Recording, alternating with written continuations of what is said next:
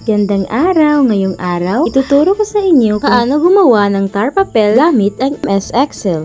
Una, sa inyong laptop, pumunta sa MS Excel, magbukas ng bagong gawain, at asikasuhin muna ang setting. Pumunta sa page layout at pindutin muna ang margin sa narrow setting upang lumiit ang gilid na bahagi ng iyong papel. Pagkatapos ay i-zoom out mo ito upang makarating ka sa kung ano man ang iyong nakikita sa screen.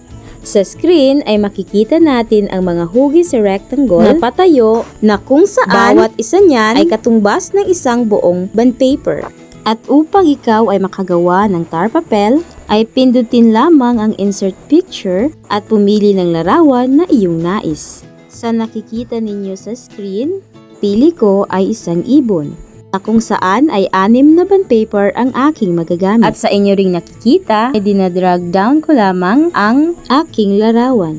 Choice na ninyo kung palalakihin nyo pa ba ang larawan o ito ay inyong paliitin. Hilahin lang ang larawan pababa o sa gilid. Maaari din ninyong lagyan ng pangalan o text ang inyong larawan. Pindutin lamang ang text box sa ibabaw na bahagi. Gaya ng inyong nakikita, lagyan ko ng pangalan ang aking larawan. Pagkatapos niyan ay maaari nyo nang i-print ang inyong larawan o ang tinatawag nating tar papel. Sa pag-print naman, mag-shortcut lang tayo, pindutin lamang ang Ctrl P. At sa nakikita nyo, ganyan ang preview ng ating papel kung ito ay i-print natin.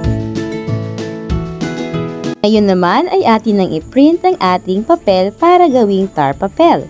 Ang size nga pala ng papel na ginamit ko dito ay A4. Choice nyo na rin kung anong papel naman ang inyong gagamitin. Sa bahagi namang iyan ay nag-print na ang ating printer. Antayin lang nating matapos ang 6 na papel na piniprint ng ating printer.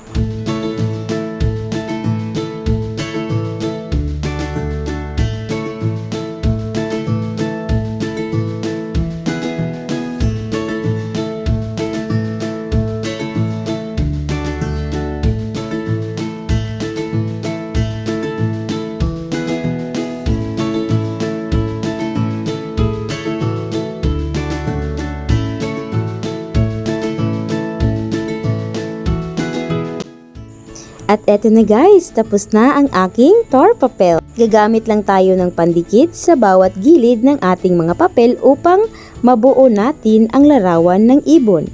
Sana guys ay may natutunan kayo sa videong ito. Maraming salamat sa panunood. Hanggang sa muli!